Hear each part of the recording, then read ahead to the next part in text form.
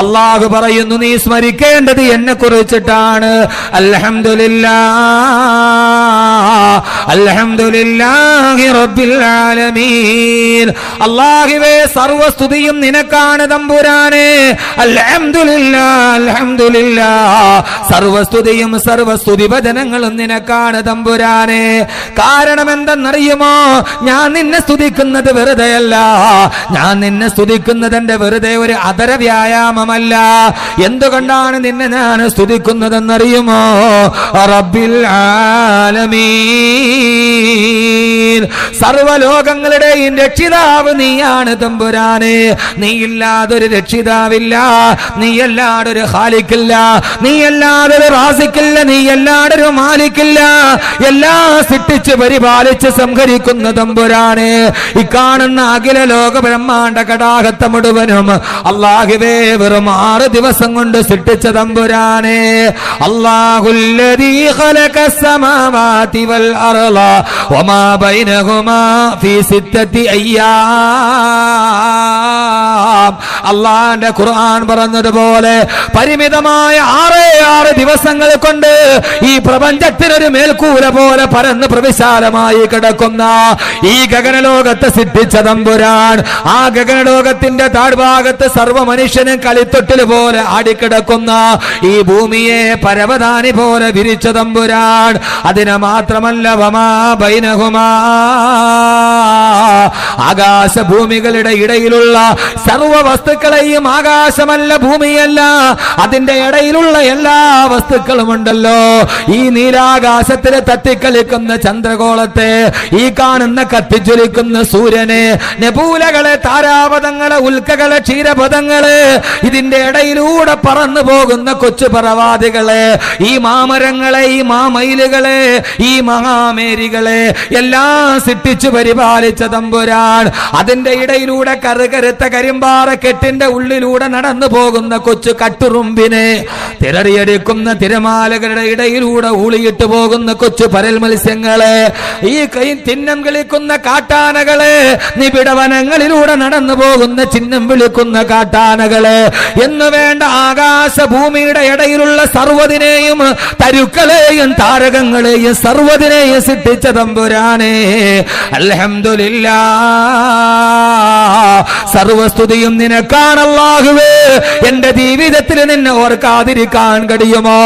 കത്തിജ്വലിച്ചു നിൽക്കുന്ന പട്ടാപ്പകല് പോലെ ചുറ്റുമൂലമുജുമാ മസ്ജിദിൽ പോയി ലോഹർ നമസ്കാരത്തിന് കൈകെട്ടുമ്പോ മരം കോച്ചുന്ന മാമരങ്ങളുടെ നടുവിൽ മരം കോച്ചുന്ന തണുപ്പത്ത് മഹനീയമായ മനസാന്നിധ്യത്തിന് വേണ്ടി മസ്ജിദിന്റെ നടുവിലോട്ട് കടന്നു ചെന്ന് സുബഹി നമസ്കാരത്തിന് കുളിരുന്ന പകലിൽ കൈകെട്ടി നിൽക്കുമ്പോഴും, വേർത്തൊലിച്ചു നിൽക്കുന്ന സന്ധ്യാസമയത്ത് മഗ്രിബിന് കൈകെട്ടി കിടക്കുമ്പോഴും, കണ്ണുകളിലേക്ക് നിദ്ര തടികി വരുന്ന ഇശായിന്റെ രാത്രി നമസ്കാരത്തിന് കൈകെട്ടുമ്പോഴും അല്ലാഹുവിനോട് ഒരു ദിവസം ആവർത്തിച്ച് പറയുന്ന തൗഹീദിന്റെ മന്ത്രമേതാ?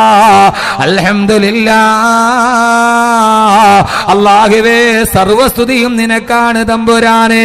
എന്റെ ജീവിതത്തിന്റെ എല്ലാ മേഖലകളിൽ, എന്റെ അടക്കങ്ങളിൽ, എന്റെ അനക്കങ്ങളിൽ, എന്റെ ചേട്ടകളിൽ, എന്റെ നിശ്ചേട്ടകളിൽ, എന്റെ വികാരങ്ങളിൽ, എന്റെ വിചാരങ്ങളിൽ, എന്റെ കിടപ്പുകളിൽ, എന്റെ ഇരുപ്പുകളിൽ, എന്റെ നിശ്വാസങ്ങളിൽ, എന്റെ ആശ്വാസങ്ങളിൽ, അല്ലാഹുവേ, സർവ്വമേഖലകളിലും, അത് എപ്പോഴൊക്കെയാകട്ടെ, എന്റെ വ്യതകളിലാകട്ടെ, എന്റെ ശ്രദ്ധകളിലാകട്ടെ, എന്റെ ആവലാദികളിലാകട്ടെ, എന്റെ വേവലാദികളാകട്ടെ, എന്റെ ആദിയും എന്റെ വ്യാധിയും, എന്റെ ആവലാദിയും എന്റെ വേവലാദിയും, എന്റെ വ്യതകളും എന്റെ ശ്രദ്ധകളും, എന്റെ വൈഷമ്യങ്ങളും എന്റെ വൈക്ലഭ്യങ്ങളും, എന്റെ വൈതരണികളും, അല്ലാഹുവേ, എന്റെ സന്തോഷങ്ങളിലും എന്റെ സന്താപങ്ങളിലും, എന്റെ സുഖങ്ങളിലും എന്റെ ദുഃഖങ്ങളിലും പടച്ച തമ്പുരാനെ, ഇലാഹായ തമ്പുരാനെ, ഒരു നിമിഷമെങ്കിലും ജീവവായു നഷ്ടപ്പെട്ടു പോയാലും നിന്നെക്കുറിച്ച് മറക്കാൻ കഴിയുമോ? നിന്നെ നിരാകരിക്കാൻ കഴിയുമോ? അല്ലാഹുവിനെ മാറ്റി നിർത്താൻ കഴിയുമോ? ചുണ്ടുകളിലും മനസ്സുകളിലും ഒരേപോലെ തട്ടിക്കളിക്കേണ്ട അല്ലാഹുവിന്റെ സ്മരണയാണ് ഏറ്റവും വലിയ തൗഹീദെന്ന് ലോകത്ത് നമുക്ക് പഠിപ്പിച്ചു തന്നതാരെന്നറിയോ? അല്ലാഹുവിന്റെ വിശുദ്ധ ഖുർആൻ. നിസ്കാരത്തിൽ നിൽക്കുമ്പോൾ റബ്ബിനെ ഓർക്കണേ. ഖുർആൻ ഓതാൻ തുടങ്ങിയാൽ ആദ്യം റബ്ബിനെ കുറിച്ച് പറയണേ. ആ ഖുർആൻ സൂറത്തുൽ ഫാത്തിഹയിലെ തൗഹീദിന്റെ മന്ത്രം നമ്മോട് പറയാൻ പഠിപ്പിച്ചിട്ട് സൂറത്തുൽ ബഖറയിലോട്ട് വരുമ്പോൾ പഠിപ്പിക്കുന്നത് എന്താ? അലിഫ് ലാം മീം ദാലികൽ കിതാബു ലാ റൈബ ഫീഹി ഹുദൽ ലിൽ മുത്തഖീൻ. സൂറത്തുൽ ഫാത്തിഹ കഴിഞ്ഞാൽ രണ്ടാമത്തെ സൂറത്ത് തുടങ്ങുന്നു സൂറത്തുൽ ബഖറ. അലിഫ് ലാം മീം. ഈ മൂന്നക്ഷരത്തിന്റെ അർത്ഥം അല്ലാഹുവേ, അല്ലാഹുവേ നിനക്കല്ലാതെ മറ്റാർക്കും അറിയില്ല. ഞാൻ അംഗീകരിക്കുന്ന തമ്പുരാനെ. സഹോദരങ്ങളെ, ഈ അക്ഷരത്തിന് പൂർണ്ണ വ്യാഖ്യാനം പറയാൻ ഇതേവരെ ലോകം കണ്ട പണ്ഡിത പടുക്കൾക്ക് പോലും കഴിഞ്ഞിട്ടില്ല. അല്ലാഹു അഅലമു ബിമുറാദിഹി ബിദാലിക. ഇതുകൊണ്ട് എന്താണ് ഉദ്ദേശിക്കുന്നതെന്ന് റബ്ബിനെ അറിയോ. ഈ ഗ്രാവിറ്റി കണ്ടുപിടിക്കാൻ കഴിഞ്ഞേക്കാം, എല്ലാം കണ്ടുപിടിക്കാൻ കഴിഞ്ഞേക്കാം. ജനിതക കോഡിന്റെ രഹസ്യ കോഡ് പോലും ഡാവിഞ്ചിയുടെ ജനിതക കോഡിന്റെ രഹസ്യം കണ്ടുപിടിച്ചേക്കാം. ഡാവിഞ്ചിയുടെ ജനിതക കോഡിന്റെ രഹസ്യം കേംബ്രിഡ്ജ് സർവകലാശാലയിലെ ശാസ്ത്രജ്ഞന്മാര് കണ്ടുപിടിച്ചപ്പോ അന്നത്തെ അമേരിക്കൻ പ്രസിഡന്റ് ബിൽ ക്ലിന്റൺ പറഞ്ഞത് എന്തെന്നറിയുമോ? ആരും കണ്ടുപിടിക്കാത്ത ഡാവിഞ്ചിയുടെ ജനിതക കോഡിന്റെ രഹസ്യം കണ്ടുപിടിച്ചപ്പോ അന്ന് വൈറ്റ് ഹൗസിന്റെ നടുവിലിരുന്നിട്ട് ബിൽ ക്ലിന്റൺ പറഞ്ഞത് എന്തെന്നറിയുമോ? ദൈവത്തിന്റെ രഹസ്യ ഭാഷ പലതും മനുഷ്യൻ കാണാൻ തുടങ്ങി. ദൈവത്തിന്റെ രഹസ്യ ഭാഷ വായിക്കാൻ മനുഷ്യനെ കഴിയാൻ തുടങ്ങി. ഇനി ദൈവം ഒളിപ്പിച്ചു വെച്ച പലതും ഞങ്ങൾ കണ്ടുപിടിക്കുമെന്ന് പറയുമ്പോ അള്ളാഹുവിന്റെ ഖുർആൻ പറഞ്ഞു, ഇല്ലടാ നിനക്ക് കഴിയില്ല. ഇതിന്റെ വ്യാഖ്യാനം പറയാൻ അള്ളാഹുവിനല്ലാതെ മറ്റാർക്കും കഴിയില്ലെന്ന് അള്ളാന്റെ വിശുദ്ധ ഖുർആൻ. ഖുർആൻ നിവർത്തിയാല് തൗഹീദിന്റെ മന്ത്രമായുമോ? പിന്നീട് ആല ഇമ്രാൻ വരുമ്പോ, സൂറത്തുൽ നിസാ വരുമ്പോ, സൂറത്തുൽ മായിദ വരുമ്പോ, മായിദ കടന്ന് അഹ്റാഫ് കടന്ന് അൻആം കടന്ന് യൂനുസ് കടന്ന് ഹിജ്ർ കടന്ന് ഇബ്രാഹിം കടന്ന് അങ്കബൂത്ത് കടന്ന് അഹ്സാബ് കടന്ന് കലം കടന്ന് അലക്ക് കടന്ന് 114ാമത്തെ അധ്യായത്തിലെത്തുമ്പോഴും അല്ലാഹുവിന്റെ ഖുർആൻ സമാപിക്കുന്നത് എങ്ങനെയാ? ഖുൽ അഊദു ബിറബ്ബിന്നാസ് മലിക്കിന്നാസ് ഇലാഹിന്നാസ് മിനശ് ശർരിൽ വസ്വാസിൽ ഖന്നാസ്. സർവജനങ്ങളുടെയും റബ്ബിനെ കൊണ്ടിട്ട് നീ കാവലിനെ തോന്നിക്കുന്നു അല്ലാഹുവിന്റെ വിശുദ്ധ ഖുർആൻ. ഇതിനേക്കാളും വലിയ തൗഹീദ് എന്താ ഉള്ളത്? അല്ലാഹുവിന്റെ ഖുർആൻ ആദ്യത്തെ ആയത്തിൽ പഠിപ്പിച്ചു അൽഹംദുലില്ലാഹി റബ്ബിൽ ആലമീൻ, അല്ലാഹനെ പഠിക്കീൻ. ഏറ്റവും അവസാനത്തെ ആയത്ത് അവസാനിപ്പിച്ചത് എങ്ങനെയാ? ഖുൽ അഊദു ബിറബ്ബിന്നാസ്. സർവജനങ്ങളുടെയും റബ്ബ്, ഒരാളുടെ മാത്രമല്ല, എല്ലാ ജനങ്ങളുടെയും റബ്ബ്.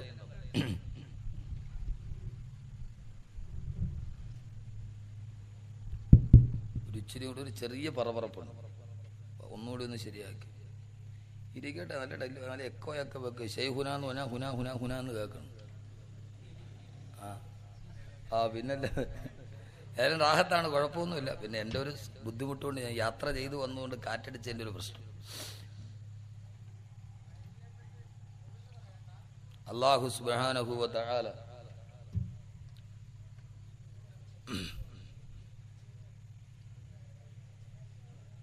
അവിടെ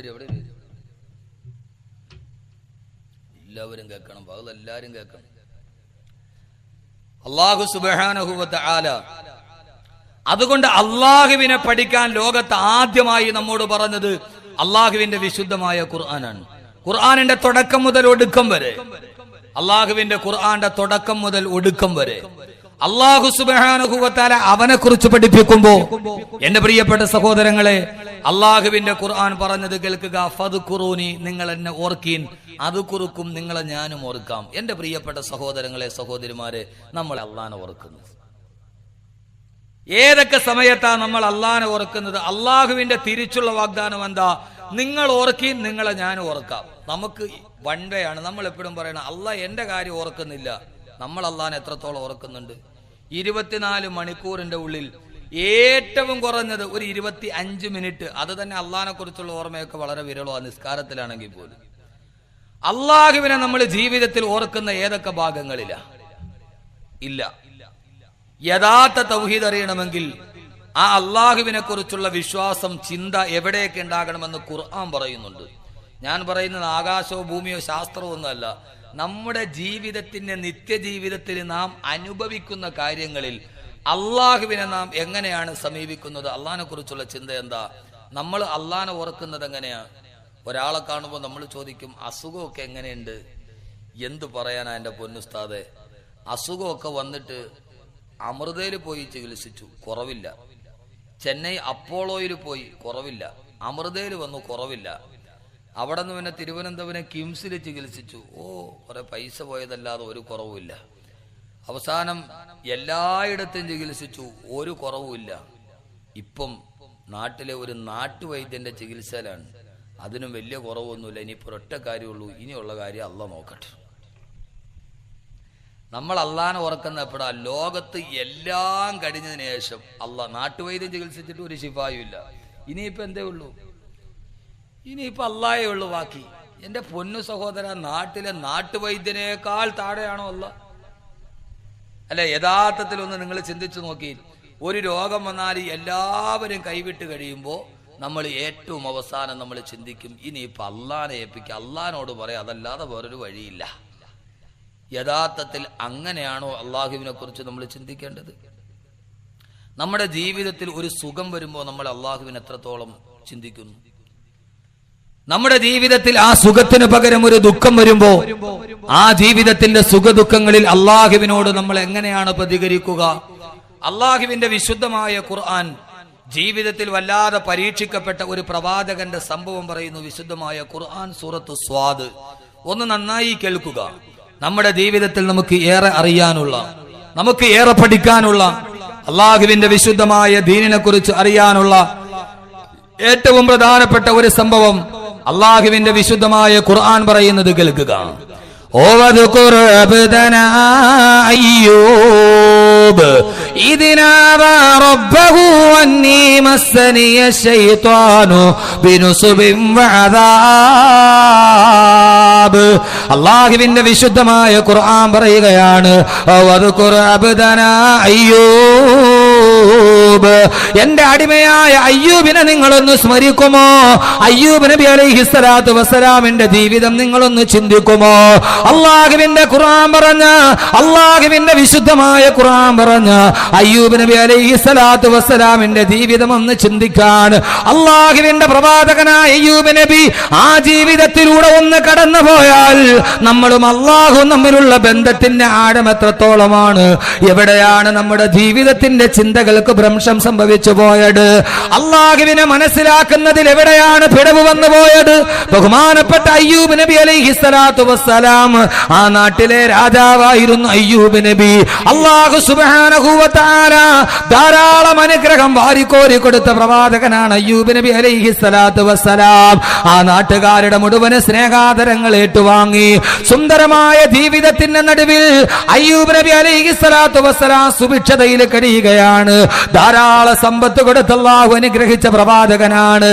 ജീവിതത്തിന്റെ എല്ലാ നന്മകളും കൊടുത്ത പ്രവാചകനാണ്. എല്ലാ അനുഗ്രഹങ്ങളും അല്ലാഹു വാരിക്കോരി കൊടുത്ത പ്രവാചകനാണ് ബഹുമാനപ്പെട്ട അയ്യൂബ് നബി അലൈഹിസ്സലാത്തു വസ്സലാം.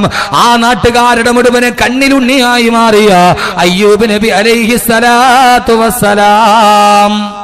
അല്ലാഹു സുബ്ഹാനഹു വ തആല അയ്യൂബ് നബിക്ക് ധാരാളം അനുഗ്രഹങ്ങൾ കൊടുത്തു, ധാരാളം സമ്പത്ത്. ആ നാട്ടുകാരുടെ മുഴുവൻ കണ്ണിലുണ്ണിയായ സുന്ദരമായ വീട്ടിൽ താമസിച്ച അയ്യൂബ് നബി അലൈഹിസ്സലാത്തു വസ്സലാം. അയ്യൂബ് നബി അലൈഹിസ്സലാത്തു വസ്സലാമിന് ധാരാളം ഭാര്യമാരുണ്ടായിരുന്നു. എന്താ അവിടെ ഒരു പ്രശ്നം? എന്താ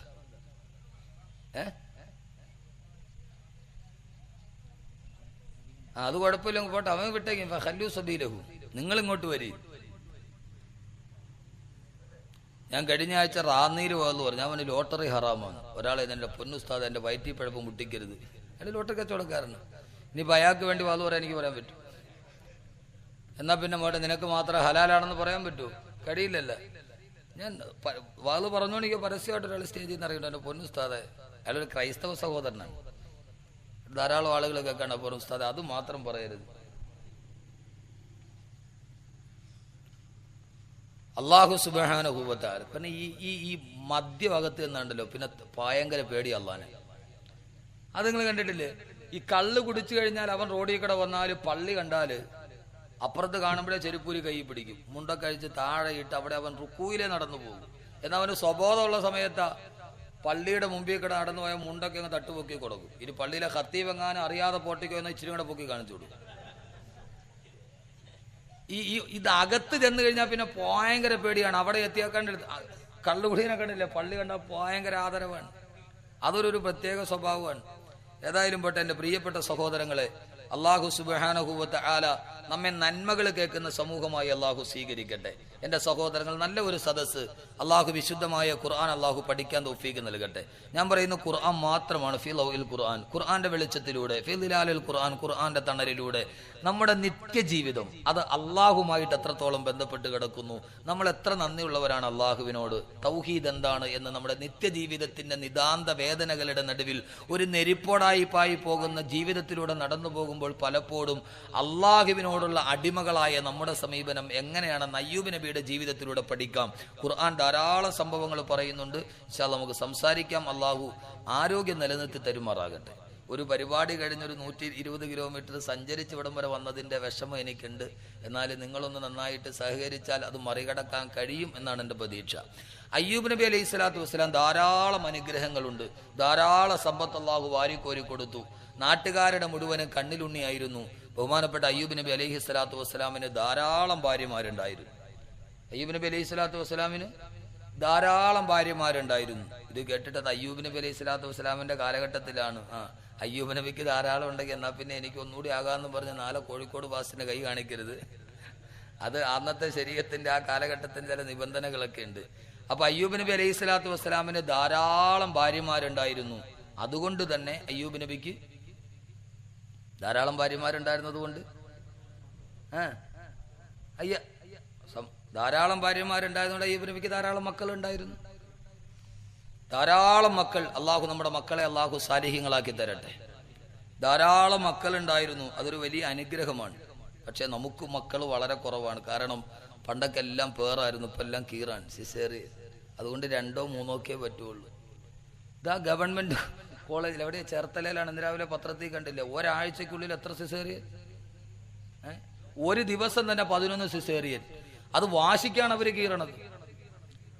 ഒരു ഡോക്ടർ 2 എണ്ണം ചെയ്ത് ആ സമയം കൊണ്ട് ഞാൻ 3 എണ്ണം ചെയ്യും. എൻ്റെ പ്രിയപ്പെട്ട സഹോദരങ്ങളെ, ലോകത്തിന്റെ സാമൂഹ്യ അവസ്ഥ, ഓപ്പറേഷൻ ടേബിളിൽ മലർത്തിക്കിടക്കുന്ന മനുഷ്യജന്മത്തിനോട് പിടിവാശി കാണിക്കുന്ന വിവരമുണ്ടെന്ന് പറയുന്ന ഒരു സമൂഹത്തിന്റെ മുമ്പിൽ എന്തു പറയാനാ? നമ്മൾ കാണുന്നതല്ലേ, കശുമാവില് കായ്ച്ചു കിടക്കുന്ന ഈ പെരുവിരലിന്റെ, മനുഷ്യന്റെ പെരുവിരലിന്റെ വലിപ്പമില്ലാത്ത കശുവണ്ടിയുടെ വില പോലും മനുഷ്യനില്ല എന്ന ഒരു വലിയ സത്യത്തിന്റെ നടുവിലാണ് നമ്മൾ നിൽക്കുന്നത്.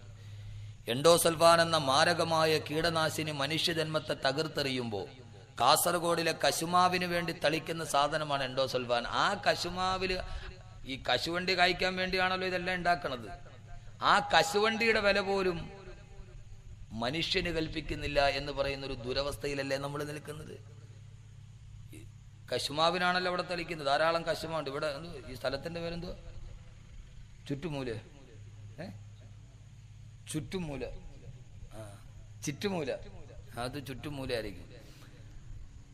കശുവണ്ടിക്ക് വേണ്ടി ഉപയോഗിക്കുന്ന ഒരു സാധനം മനുഷ്യനൊരു വിലയുമില്ല.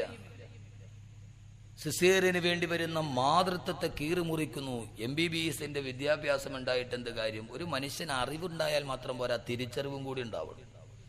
അറിവ് ആർക്കും കിട്ടും, തിരിച്ചറിവ് എല്ലാവർക്കും കിട്ടില്ല. ആ തിരിച്ചറിവുണ്ടാകണമെങ്കിൽ ഇതുപോലെയുള്ള ധാർമ്മികതയുടെ സ്വഭാവം വേണം.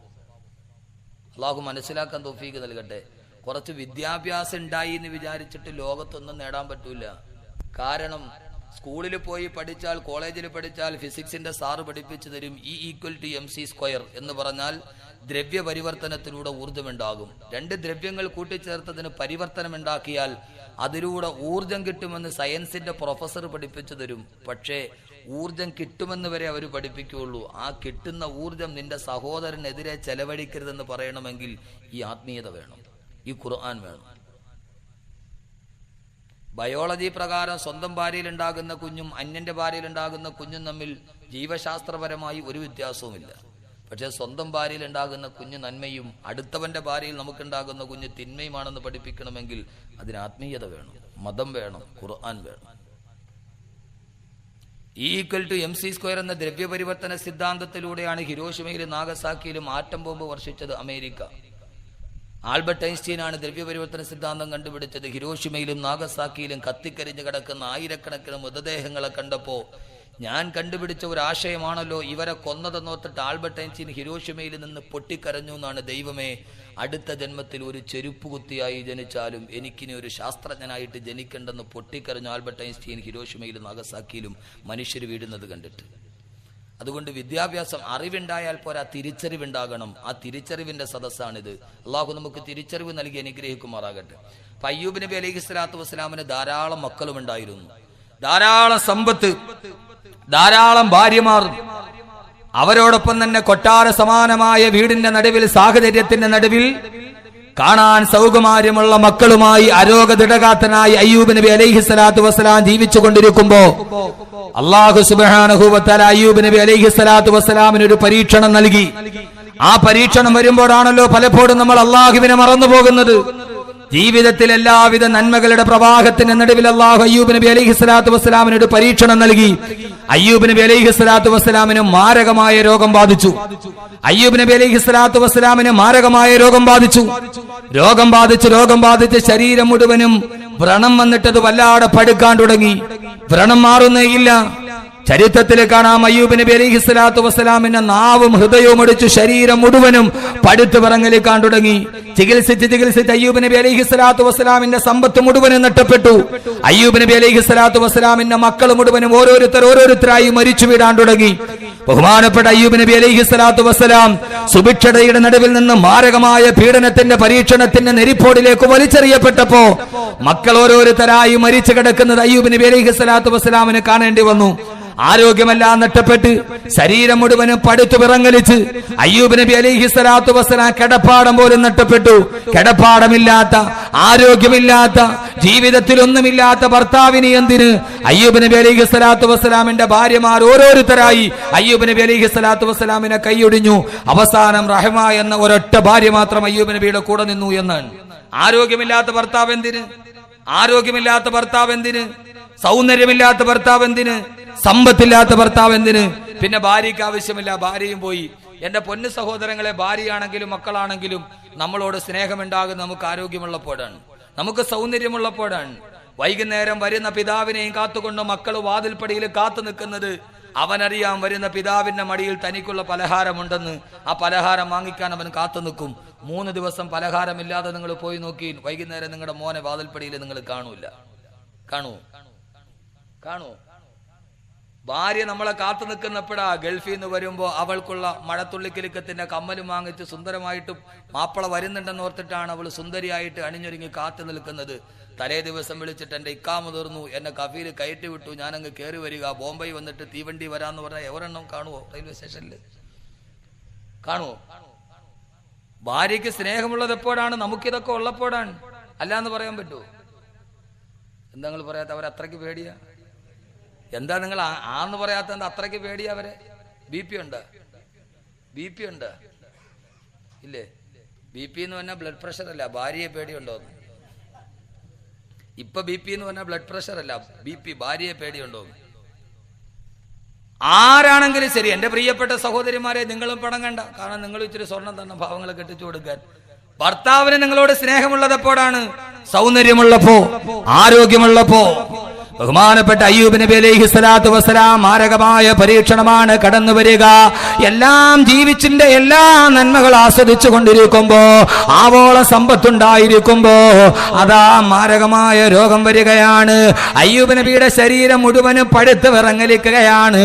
ഒരാൾക്ക് പോലും കണ്ടിരിക്കാൻ കഴിയാത്ത അവസ്ഥ. ഭാര്യമാർ ഓരോരുത്തരായി കൈയൊടിഞ്ഞു. അയ്യൂബ് നബി ഏകനായി മാറുമ്പോ നാട്ടുകാർ വന്നിട്ട് പറഞ്ഞു, അയ്യൂബേ, നിനക്ക് പകർച്ചവ്യാധി പിടിപെട്ടിരിക്കുകയാണ്. ഈ നാട്ടിൽ താമസിച്ചാൽ ഞങ്ങൾക്ക് രോഗം പടർന്നു പിടിക്കാൻ സാധ്യതയുണ്ട്. അതുകൊണ്ട് ഞങ്ങളുടെ നാട്ടിൽ നിന്ന് മാറിപ്പോകണേ അയ്യൂബേ. ഇതേവരെ സ്നേഹിച്ച ആളുകൾ മുഴുവനും സ്വന്തം നാട്ടിൽ നിന്ന് ആട്ടിയോടിക്കാൻ വരുമ്പോ എന്റെ പ്രിയപ്പെട്ട സഹോദരങ്ങളെ, ജീവിതത്തിൽ ഒന്ന് ചിന്തിച്ചു നോക്കുക. എല്ലാ നന്മകളുടെ നടുവിൽ നിന്ന് താഴോട്ട് വീഴുമ്പോ ഒരേ ഒരു ഭാര്യ റഹ്മ ബീവി റളിയല്ലാഹു അൻഹയുടെ കൈ പിടിച്ചിട്ട് അയ്യൂബ് നബി അലൈഹി സ്വലാത്തു വസ്സലാം തന്നെ ആദരിച്ച മനുഷ്യരുടെ നടുവിലൂടെ ഒരാൾ പോലും തിരിഞ്ഞു നോക്കാനില്ലാതെ അയ്യൂബ് നബിയടാ നിബിഡമായ വനത്തിന്റെ നടുവിൽ ഒരു കൊച്ചു കൂരവുണ്ടാക്കിയിട്ട് അതിൽ താമസിക്കുകയാണ്. അള്ളാഹു നമ്മളെ കാത്തിരക്ഷിക്കുമാറാകട്ടെ. എല്ലാം കൈനിറച്ചുണ്ടായിട്ട് ഒരു സമയത്തെങ്ങാനും ഇല്ലാതെ പോയാ സഹോദരങ്ങളെ, പണ്ട് മുതൽ ദാരിദ്ര്യമാണെങ്കിൽ പ്രശ്നമില്ല, നേരത്തെ മുതലേ പട്ടിണിയാണെങ്കിൽ പ്രശ്നമില്ല, എല്ലാം കയ്യിൽ നിറഞ്ഞിരുന്നിട്ട് ഒരു സമയത്ത് പെട്ടെന്നെങ്ങാനും തകർന്നു പോയാ അള്ളാഹുവിന്റെ റസൂൽ പോലും അള്ളാഹുവിനോട് ദുആ ചെയ്തതാണ്, അല്ലാഹുവേ അല്ലാഹുമ്മ ഇന്നാ നഊദു ബിക മിൻ സവാലി നിഅമതിക വതഹവൂലി ആഫിയതിക വഫുജഅതി നിഅമതിക വജമീഇ സഖതിക വന്നാർ. അല്ലാഹുവേ അല്ലാഹുവേ അല്ലാഹുവേ അല്ലാഹുമ്മ ഇന്നാ നഊദു ബിക, അല്ലാഹുവേ നിന്നോട് ഞാൻ കാവലിനെ തേടുകയാണ്. മിൻ സവാലി നിഅമതിക, നീ എനിക്ക് തന്ന ആഗ്രഹങ്ങളെങ്ങാനും ഒന്ന് പെട്ടെന്നൊന്ന് മാറിപ്പോകുന്നതിനെ നിന്ന് അല്ലാഹുവേ നിന്നോട് ഞാൻ കാവലിനെ തേടുകയാണ്. എന്റെ സഹോദരങ്ങളെ ആവർത്തിച്ച് ഞാൻ ഓർമ്മിപ്പിക്കുകയാണ്, അല്ലാഹു തന്നിരിക്കുന്ന അനുഗ്രഹമൊന്ന് നീങ്ങിപ്പോകാതിരിക്കാൻ ഒരൊറ്റ രോഗമൊന്ന് ജീവിതത്തിലോട്ട് കടന്നു വന്നാൽ പോരെ. ഒരു മാരകമായ രോഗമെങ്ങാനും കടന്നു വന്നാ സമ്പാദിച്ചതെല്ലാം നഷ്ടപ്പെട്ടു പോകുമ്പോ നഷ്ടപ്പെട്ടു പോകുമ്പോ ഒരിക്കലും റഹ്മാനായ റബ്ബി വിനീതന്റെ കൺമുമ്പിൽ ഒരു വല്ലാത്ത കാഴ്ച കാണിച്ചു തന്നു. ഒരു ദിവസം ഞാൻ എന്റെ ജീവിതത്തിന്റെ എല്ലാ നന്മകളുടെ നടുവിലൂടെ നടക്കുമ്പോഴും ഇപ്പോഴും എനിക്ക് ആ ചരിത്രം മാറിയിട്ടില്ല. പെട്ടെന്ന് ഞാൻ ഓർമ്മയിൽ നിന്നെടുത്തു പറയുകയാ. ഒരു ദിവസം ഞാൻ ജോലി ചെയ്യുന്ന എന്റെ പള്ളിയിലേക്ക് വെള്ളിയാഴ്ച ദിവസമാണ്. രാവിലെ പ്രഭാഷണം കഴിഞ്ഞ് വന്നതിന്റെ വല്ലാത്ത ക്ഷീണം കാരണത്താൽ കിടന്നുറങ്ങിപ്പോയി. ആ സമയത്ത് ജുമയുടെ തിരക്ക് പിടിച്ച സമയത്താണ് എഴുന്നേൽക്കുന്നത്. പെട്ടെന്ന് കുളിച്ച് റെഡിയായി വീടിന്റെ തൊട്ടടുത്തുള്ള പള്ളിയിലോട്ട് കടന്നു ചെല്ലുമ്പോ പള്ളിയുടെ ഗേറ്റ് നടന്നിട്ട് ഞാൻ എന്റെ വാഹനത്തിൽ പോയി ഇറങ്ങുമ്പോ വെള്ളിയാഴ്ച പതിവ് പോലെ ജുമാ മസ്ജിദിന്റെ പടിവാതിക്കല് ധാരാളം യാചകര് നിൽക്കുന്നുണ്ട്. ആ സമയത്ത് ഞാനൊരു ചെറുപ്പക്കാരനായ ഒരു 40-45 വയസ്സുള്ള ഒരു മനുഷ്യനെ കണ്ടു. ഒരു വെള്ള തോർത്തുകൊണ്ട് തന്റെ വലത്തെ കവിള് ഇങ്ങനെ പൊത്തിപ്പിടിച്ചുകൊണ്ട് നിൽക്കുന്ന ഒരു മനുഷ്യന് എന്നെ കണ്ടതേ വല്ലാത്ത പരിചയഭാവത്തോടെ അയാൾ ഓടി വന്നു. പക്ഷേ ജുമയ്ക്ക് കയറേണ്ട വല്ലാത്ത തിരക്ക് കാരണത്താൽ ഏതാണ്ട് സമയം ജുമയുടെ ബാങ്ക് വിളിക്കേണ്ട സമയമായി. തലേ ദിവസം ദീർഘമായ യാത്ര ചെയ്തതിന്റെ ആലസ്യമുണ്ട്. ആ സമയത്ത് ഞാൻ വാഹനത്തിൽ നിന്നിറങ്ങി എന്റെ റൂമിലോട്ട് കയറുമ്പോ അയാൾ ഓടി വന്നിട്ട് എന്നോട് സലാം പറഞ്ഞു. അദ്ദേഹം ചോദിച്ചു, ഉസ്താദേ കബീർ ഉസ്താദ് അല്ലേ? ഞാൻ അതേ എന്ന് മറുപടി പറഞ്ഞു. ഉസ്താദിന് എന്നെ പരിചയമുണ്ടോ? പെട്ടെന്ന് ഞാൻ അദ്ദേഹത്തിന്റെ മുഖത്തോട്ട് സൂക്ഷിച്ചു നോക്കി. വലത്തെ കവിൾ ഭാഗത്തൊരു വെളുത്ത തോർത്തുകൊണ്ട് അമർത്തി പിടിച്ചിട്ടുണ്ട്. എന്താണെന്നറിയാതെ മുഖത്തോട്ട് നോക്കിയപ്പോൾ കവിളല് പോലും ഒട്ടിപ്പിടിച്ചൊരു പ്രാകൃത രൂപമാ. എനിക്ക് അദ്ദേഹത്തെ കണ്ടിട്ടൊരു പരിചയവും തോന്നിയില്ല. ഞാൻ പറഞ്ഞു, എനിക്ക് നിങ്ങളെ പരിചയം തോന്നുന്നില്ല. അദ്ദേഹം പറഞ്ഞു, ഒന്നുകൂടി സൂക്ഷിച്ചൊന്നു നോക്കൂ ഉസ്താദേ. എന്റെ പ്രിയപ്പെട്ട സഹോദരങ്ങളെ, എനിക്ക് വല്ലാത്ത ദേഷ്യം വന്നുപോയി. അള്ളാഹു പുറത്തു തരട്ടെ, ഞാൻ എന്റെ അവിവേകം കൊണ്ട് പറഞ്ഞതായിരിക്കാം. അദ്ദേഹം എന്നോട്, ഞാൻ സാധാരണ ചില പിരിവുകാര് വന്നിട്ട് പിരിവ് വാങ്ങിക്കാൻ വേണ്ടി കാണിക്കുന്ന ഒരു തന്ത്രമെന്നതിന്റെ അപ്പുറമൊന്നും ചിന്തിച്ചില്ല. അദ്ദേഹം എന്നോടൊന്ന് സൂക്ഷിച്ചു നോക്കൂ ഉസ്താദേ എന്ന് പറഞ്ഞപ്പോ ജുമയ്ക്ക് കയറേണ്ട തിരക്ക് കാരണത്താൽ ഒരു ഖതീബിന് തിരക്കുള്ള സമയമാണല്ലോ. എത്ര വലിയ ആളാണെങ്കിലും ചെറിയ ആളാണെങ്കിലും ആ സമയത്ത് എനിക്കൊരു വല്ലാത്ത ദേഷ്യം തോന്നിപ്പോയി മനസ്സിൽ. അള്ളാഹു പുറത്തു തരട്ടെ, എന്റെ അഹങ്കാരം കൊണ്ട് തോന്നിയതായിരിക്കാം. ഞാൻ പറഞ്ഞു, എനിക്ക് നിങ്ങൾ അറിയില്ല, എന്താ കാര്യമെന്ന് പറയാൻ പറഞ്ഞിട്ട് അദ്ദേഹത്തിന്റെ കൈയൊന്നുമല്ല തട്ടിമാറ്റി മുമ്പോട്ട് നടക്കുമ്പോ ആ മനുഷ്യൻ എന്തോ പിറുപിറുക്കുന്നത് ഞാൻ കേട്ടു. പെട്ടെന്ന് എന്റെ കാലടി അറിയാതെ പാദം അവിടെ തന്നെ ഉറച്ചുപോയി. നേരെ തിരിഞ്ഞ് ഞാൻ അദ്ദേഹത്തിന്റെ മുഖത്തോട്ട് നോക്കിയിട്ട് ചോദിച്ചു, എന്താ നിങ്ങൾ പറഞ്ഞത്? രണ്ടാമതൊന്നുകൂടി ആവർത്തിച്ചില്ല. അയാൾ പറഞ്ഞത് നന്നായിട്ട് വ്യക്തമായിട്ട് ഞാൻ കേട്ടു. ഞാൻ ചോദിച്ചു, എന്താ നിങ്ങൾ? അദ്ദേഹം പറഞ്ഞൊരു വാക്ക് ഞാൻ എന്റെ മനസ്സിന് എനിക്ക് തന്നെ കുറവുള്ളത് കൊണ്ട് പറയുന്നില്ല. ഞാൻ ചോദിച്ചു, എന്താ നിങ്ങൾ അങ്ങനെ പറയാനുള്ള കാരണം എന്താ? അയാൾ ചോദിച്ചു, ഉസ്താദേ ഞാൻ ആരെന്നറിയുമോ? അയാളുടെ പേര് പറഞ്ഞു, അയാൾ താമസിക്കുന്ന നാടും പറഞ്ഞപ്പോ സുബ്ഹാനല്ലാഹ്, അയാളുടെ കയ്യിലേക്ക് അറിയാതെ കെട്ടിപ്പിടിച്ചിട്ട് ചോദിച്ചു, നിങ്ങൾക്ക് എന്ത് പറ്റിപ്പോയി? 3 വർഷങ്ങൾക്ക് മുമ്പ് ഞാൻ മതപ്രഭാഷണം നടത്താൻ പോയപ്പോ അദ്ദേഹത്തിന്റെ വീട്ടിൽ പോയിട്ട് ഞാൻ ഭക്ഷണം കഴിച്ചതാ. ദുബൈയിൽ നല്ല സുന്ദരമായ ജോലിയിൽ പ്രിയപ്പെടുന്ന ചെറുപ്പക്കാരനാ, അള്ളാഹു 3 പെൺമക്കളെയാണ് ആപ്പിള് പോലെ തോന്നുന്ന 3 പെൺമക്കൾ, വിശാലമായൊരു വീടിന്റെ എല്ലാ സൗകര്യങ്ങളിലും ജീവിച്ച മനുഷ്യന് അയാൾ ആ കോലത്തിൽ കണ്ടപ്പോൾ ഞാൻ ചോദിച്ചു പോയി എന്താ പറ്റിയതെന്ന് ചോദിച്ചപ്പോ, ഓ മനുഷ്യനെ ഞാൻ കയ്യിൽ പിടിച്ചു കണ്ട് റൂമിലേക്ക് കൊണ്ടുപോയി. ഞാൻ അദ്ദേഹത്തോട് പറഞ്ഞ എന്റെ അറിവില്ലായ്മ കൊണ്ട് പെട്ടെന്ന് എനിക്ക് നിങ്ങളുടെ രൂപം കണ്ടിട്ട് മനസ്സിലായില്ല, അന്ന് എത്രയോ സൗന്ദര്യമുള്ള ചെറുപ്പക്കാരനാ. എന്റെ കൂടെയുള്ള ഉസ്താദന്മാരോട് ഞാൻ പറഞ്ഞു ഒരു ഗ്ലാസ് ചായ കൊണ്ടുവന്ന് കൊടുക്കുമോ? ഓ സമയത്ത് അയാൾ പറഞ്ഞു ഉസ്താദേ എനിക്ക് ചായ വേണ്ട. എന്താ ഞാൻ പരിചയം കാണിക്കാത്തതിന്റെ പരിഭവമാണോ എന്ന് ചോദിക്കുമ്പോ അയാൾ പറഞ്ഞു ഉല്ല ഉസ്താദേ, ഒരു ഗ്ലാസ് പച്ചവെള്ളം കുടിക്കാൻ എനിക്ക് വല്ലാത്ത കൊതിയുണ്ട്, പക്ഷെ ഇതേവരെ എനിക്കതിന് സമ്മതിച്ചിട്ടില്ല. 3 വർഷമായിട്ട് ഒരു ഗ്ലാസ് പച്ചവെള്ളം തൊണ്ടക്കുടിയിലോട്ട് എടുക്കാൻ എനിക്ക് കഴിയില്ല. എന്താന്ന് ചോദിച്ചപ്പോ ഇത് കണ്ടോന്ന് പറഞ്ഞിട്ട് വലതു ഭാഗത്തേക്ക് തോർത്തുകൊണ്ട് അടച്ചു വെച്ച ആ സഹോദരൻ വലത്തെ കവിളിൽ ചേർത്ത് വെച്ച വെളുത്ത തോർത്തുമുണ്ടങ്ങ് എടുത്തു മാറ്റുമ്പോ അള്ളാഹു നമുക്ക് ആർക്കും ആ ഗതി വരുത്താതിരിക്കട്ടെ. മോണയിൽ ക്യാൻസർ ബാധിച്ചിട്ടൊരു പപ്പടത്തിന്റെ വലിപ്പത്തിൽ മോണ മുഴുവനെ ഇളകി മാറിയിട്ട് ഒരു ഗ്ലാസ് വെള്ളം കുടിച്ചാ ആ വെള്ളം മുഴുവനും മോണയിലെ തുളയിലൂടെ വെളിയിലോട്ട് പോകുന്ന ഒരു മനുഷ്യന് ഒരു ഗ്ലാസ് വെള്ളം കുടിച്ചാൽ അത് അണ്ണാക്കിലേക്ക് ഇറങ്ങാട് വലത്തെ കവിളിന്റെ ഭാഗത്തുള്ള സുഷിരത്തിലൂടെ വെളുക്കലോട്ട് പോകുന്ന ചെറുപ്പക്കാരനെ കാണുമ്പോ ഒരു ഗ്ലാസ് വെള്ളം കുടിക്കാൻ കടിയില്ല ഉസ്താദേ എന്ന് പറഞ്ഞ് ചികിത്സിച്ച് ദുബൈയിൽ നിന്ന് കയറി വന്നു. ഞാൻ ചോദിച്ചു എങ്ങനെയാ ഈ രോഗം വന്നത്? ഞാൻ ദുബൈയിൽ ജോലി ചെയ്തുകൊണ്ടിരിക്കുമ്പോ രാവിലെ പല്ല് തേക്കുമ്പോഴും മോണയിൽ ഒരു വല്ലാത്ത വേദന തോന്നി. ഞാൻ വെറുതെയാണെന്ന് കരുതി 2 ദിവസം കഴിഞ്ഞു അസഹ്യമായപ്പോൾ ഹോസ്പിറ്റലിൽ പോയി. മരുന്ന് കഴിഞ്ഞിട്ടും കുറവില്ല. അവരവിടെ നിന്ന് നാട്ടിലേക്ക് പറഞ്ഞു വിട്ടു. നാട്ടിലെ ഹോസ്പിറ്റലിൽ നോക്കിയിട്ടും കുറവില്ല. അവസാനം RCCയിൽ ചെല്ലുമ്പോഴാണ് ക്യാൻസർ ആണെന്നറിഞ്ഞത്. എന്റെ കിടപ്പാടം പോലും വിട്ടുപോയി. 3 പെൺമക്കളുമായിട്ട് ഞാൻ ഇന്ന് വടിയാധാരമായി വാടകത്തിണ്ണയിൽ കിടക്കുകയാ. ഉസ്താദേ വാടക കൊടുത്തിട്ട് 3 മാസങ്ങളായി. വാടക കൊടുക്കാനില്ലാതിരിക്കുമ്പോഴാണ് നിങ്ങളുടെ കാര്യം ഓർത്തത്. അതുകൊണ്ട് ഇന്ന് വെള്ളിയാഴ്ച ദിവസം എനിക്ക് കയറി കിടക്കാൻ 1 മാസത്തെ വാടക കൊടുക്കാൻ ഒരു സഹായം എനിക്ക് ചെയ്തു തരുമോ എന്ന് ചോദിച്ചിട്ട് എന്റെ മുമ്പിൽ വന്ന ചെറുപ്പക്കാരന് അൽഹംദുലില്ലാഹ് എല്ലാ സദസ്സിലും ദുആ ചെയ്ത് ഒരല്പം ശമനമൊക്കെ വന്നിട്ടുണ്ട്. ഒരു 2 സെന്റ് സ്ഥലം വീണ്ടും വാങ്ങിച്ചിട്ട് അവിടെ ഒരു കെട്ടിടത്തിന്റെ പണി തുടങ്ങിയിട്ടുണ്ട്. അള്ളാഹുവിന്റെ അനുഗ്രഹം കൊണ്ട് ധാരാളം ആളുകൾ സഹായിച്ചിട്ടുണ്ട്. എന്റെ പ്രിയപ്പെട്ട സഹോദരങ്ങളെ, റബ്ബിനോട് ദുആ ചെയ്തോ? എന്റെ പൊന്നു ചെറുപ്പക്കാരാ, എന്തഹങ്കാരത്തോടെയാ റബ്ബിനെ മറന്നിട്ട് നടക്കുക? പൊന്നുമോനെ, ഒരു നിമിഷത്തിലെങ്ങാനും റബ്ബെങ്ങാനും ഒരു തീരുമാനമെടുത്താ നിന്റെ ഈ കാണുന്ന 6 അടി ശരീരമുണ്ടല്ലോ, ആ ശരീരത്തെ മുഴുവനെ നിയന്ത്രിക്കുന്ന ഒരു റിമോട്ട് കൺട്രോൾ മസ്തിഷ്കത്തിന്റെ സെറിബ്രല്ലത്തിന്റെ വലതുഭാഗത്തുണ്ട്. വെറും 4 ഗ്രാം തൂക്കമുള്ള ഒരു ഉണക്കമുന്തിരിയുടെ മാത്രം വലിപ്പമുള്ള 4 ഗ്രാം തൂക്കമുള്ള ഒരു കറുത്ത ഉണക്കമുന്തിരിയുടെ വലിപ്പമുള്ള സെറിബ്രല്ലത്തിന്റെ വലതുഭാഗത്ത് സ്ഥിതി ചെയ്യുന്ന ഹൈപ്പോതലാമസ് എന്ന് പേരുള്ള ആ ഒരൊറ്റ സാധനമാണ് പൊന്നുമോനെ നിന്റെ ഈ കാണുന്ന ശരീരത്തെ നിയന്ത്രിക്കുന്നത്. അത് പ്രവർത്തിക്കുന്നത് കണ്ടാണ് ഉറങ്ങിക്കിടക്കുന്ന നീ എഴുന്നേൽക്കുന്നത്, നിന്റെ ശരീരം വയർക്കുന്നത്, നിനക്ക് ഭക്ഷണം കഴിക്കാൻ തോന്നുന്നത്.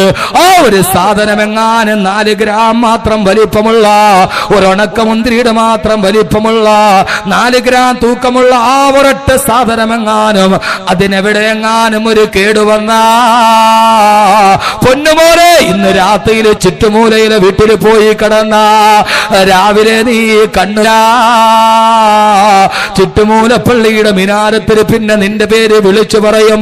10 മണിക്കാണ് കബറടക്കമെന്നേ പറയുള്ളൂ.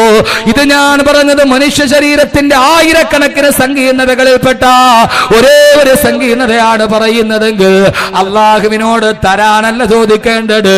അള്ളാഹുവേ തന്നത് നീ നിലനിർത്തണേ അല്ലാ.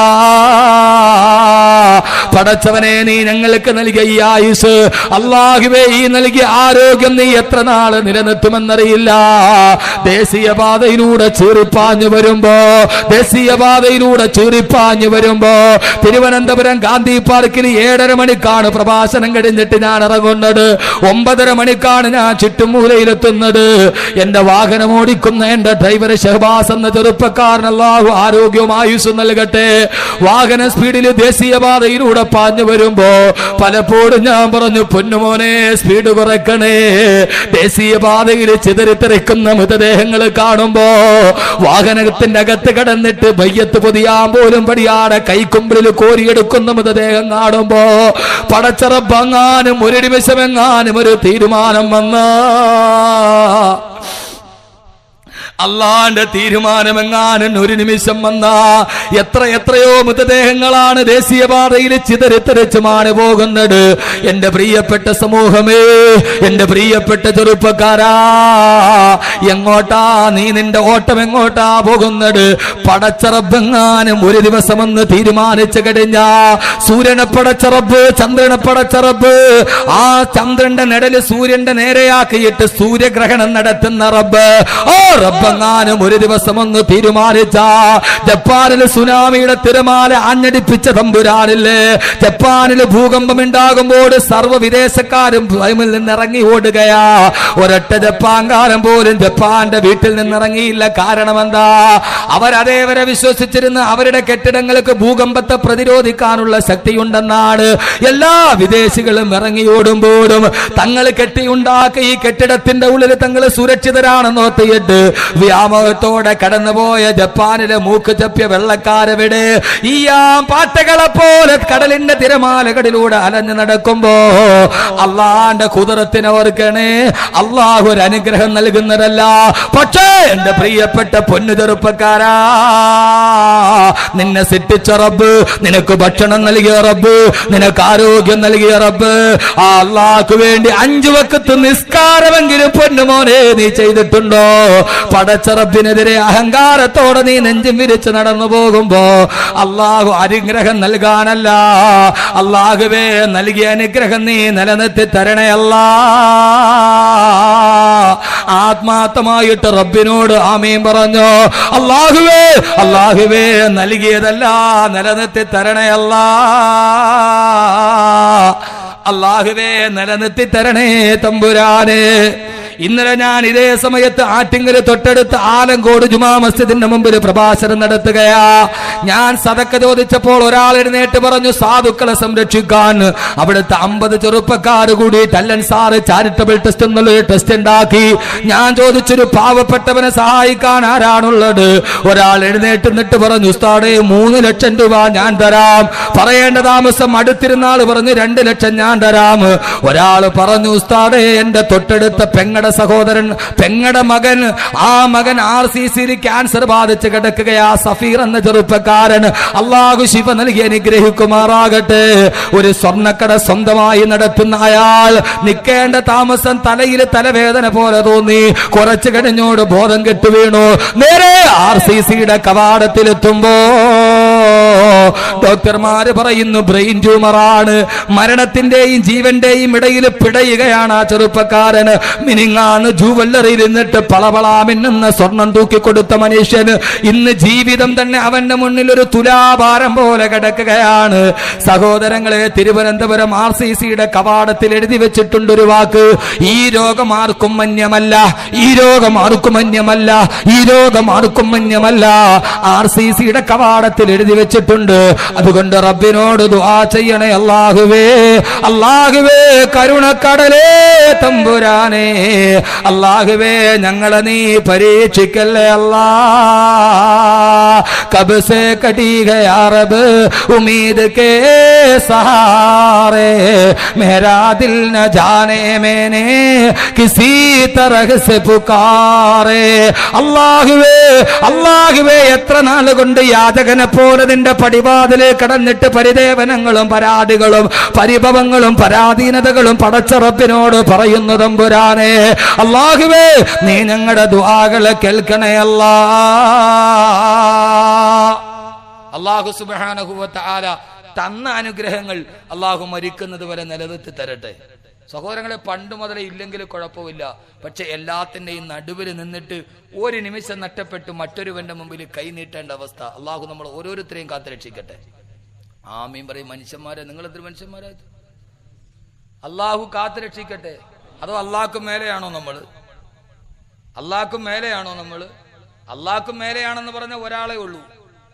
ഫറോവയോട് മൂസയോട് ഫറോവ ചോദിച്ചു, മൂസ നിന്റെ അള്ളയാരാ? മൂസാ നബി പറഞ്ഞു, അല്ലദീ യുനസ്സിലുൽ ഗൈസ, ആകാശത്ത് നിന്ന് മഴ വർഷിപ്പിക്കുന്നവനാണ് എന്റെ അള്ളാഹ്. ഇത് കേട്ട ഫിർഔൻ പൊട്ടിച്ചിരിച്ചിട്ട് പറഞ്ഞു, മൂസ എന്നാലും നിന്റെ അള്ളാഹ്ക്കും മേലെ ഞാനാ. കാരണം മഴ പെയ്യണമെങ്കിൽ ഭൂമി വേണ്ടേ? ഭൂമി ആരുടേതാ? ഭൂമി ആരുടേതാ? എന്റെയാണ്.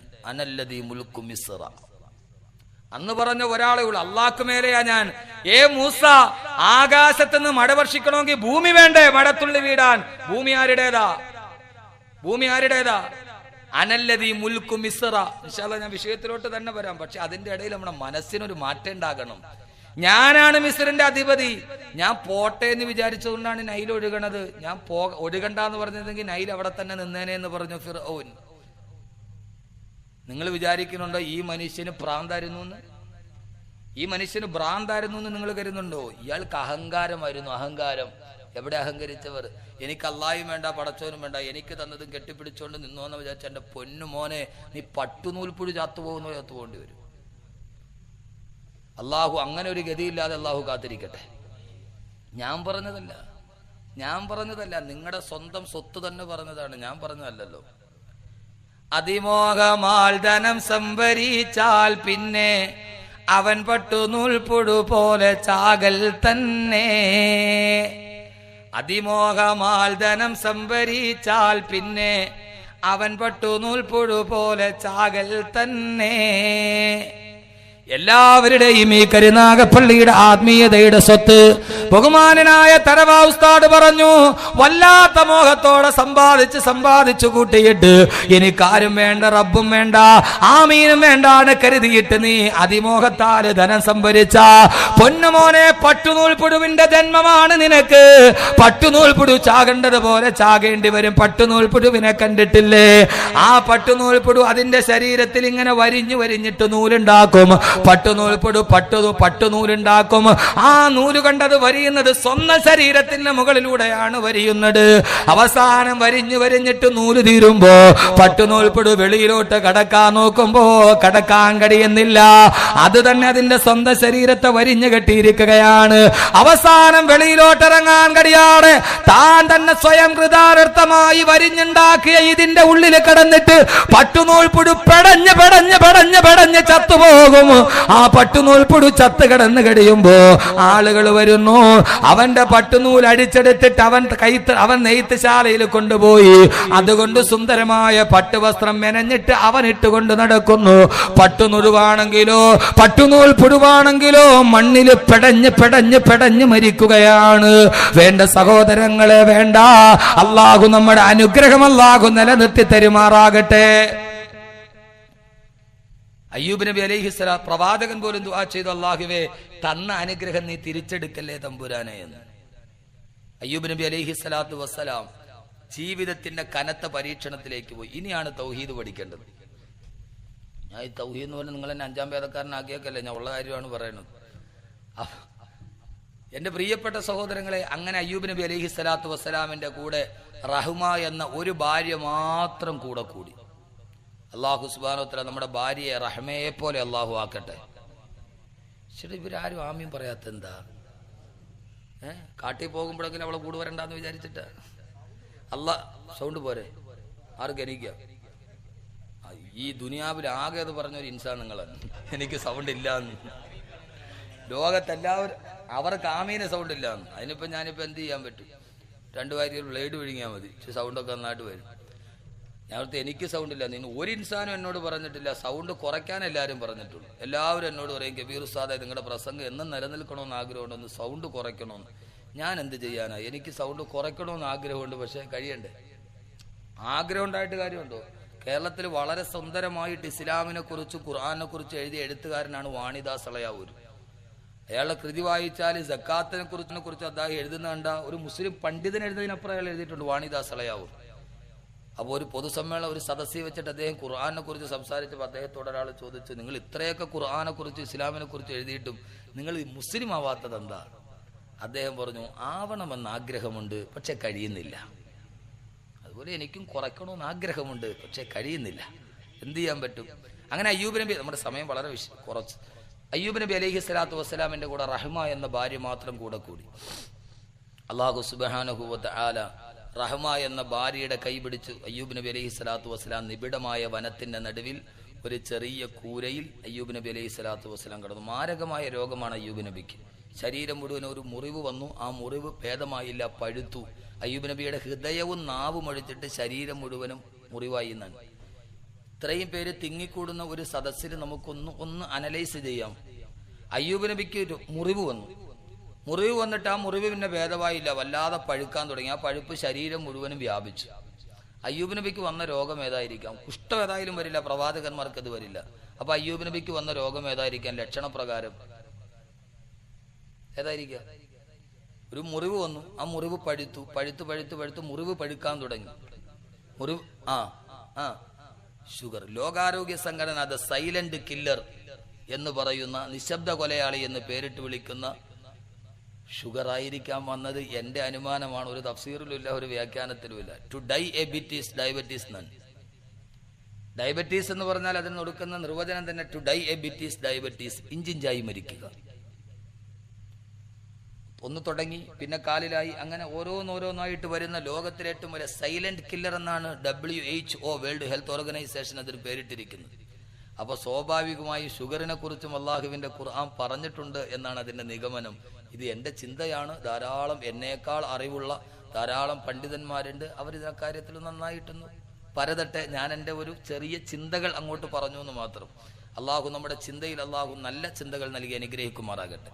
ഇതുകൂടി പഠിക്കണമല്ലോ, വെറുതെ വാത് പറഞ്ഞ് മാത്രം നമ്മൾ പോയാൽ പോരല്ലോ. അങ്ങനെ റഹ്മാ ബീബി റളിയല്ലാഹു തആല അൻഹ രാവിലെ ഇറങ്ങും, വൈകുന്നേരം വരെ ഏതെങ്കിലും വീടുകളിൽ പോയി അടുക്കള ജോലി ചെയ്ത് റഹ്മാ ബീബി റളിയല്ലാഹു തആല അൻഹ വൈകുന്നേരമാകുമ്പോൾ ഒരു ഭക്ഷണവുമായി വരും. അയ്യൂബ് നബി കാത്തിരിക്കുകയാണ്. ആ കാത്തിരുന്ന അയ്യൂബ് നബി അലൈഹി സ്വലാത്തു വസ്സലാമിന് ഭക്ഷണം കൊണ്ടുപോയി കൊടുത്ത് കഷ്ടതയിൽ കഴിഞ്ഞുകൂടി റഹ്മാ ബീബി റളിയല്ലാഹു അൻഹ. അള്ളാഹു നമ്മുടെ ഭാര്യമാരെ അങ്ങനെ ആക്കി തരട്ടെ. കഷ്ടപ്പാടുകളിൽ കൂടെ നിൽക്കുന്നവളാണ് ഭാര്യ. ഖുർആനിലെ കുടുംബം എന്നൊരു വിഷയമുണ്ട്, അതിൽ നമുക്ക് പറയാം ഭാര്യ ആരാണ്. ഇൻഷാ അല്ലാഹ് വിഷയം നമ്മൾ പറയും. ഞാൻ ഈ വരുന്ന 21, 22 തീയതികളിൽ, 21 22 ഇവിടെ കാഞ്ഞിപ്പുഴക്കാർ വന്നിട്ടുണ്ട്. 22, 21, 22 ഇൻഷാ അല്ലാഹ് കാഞ്ഞിപ്പുഴയിൽ ഖുർആനിലെ കുടുംബം, അതാണ് വിഷയം. 21, 22 അല്ലേ? അതിൽ നമുക്ക് സംസാരിക്കാം. ഖുർആനിലെ ഭാര്യ, ഖുർആനിലെ വീട്, ഖുർആനിലെ കുടുംബം. കുടുംബം എന്ന് പറഞ്ഞാൽ ആ വാക്കിന്റെ അർത്ഥം തന്നെ എന്താ? മലയാള ഭാഷയിൽ കുടുംബം എന്ന് പറഞ്ഞതിന്റെ അർത്ഥം എന്താ? കൂടുമ്പോൾ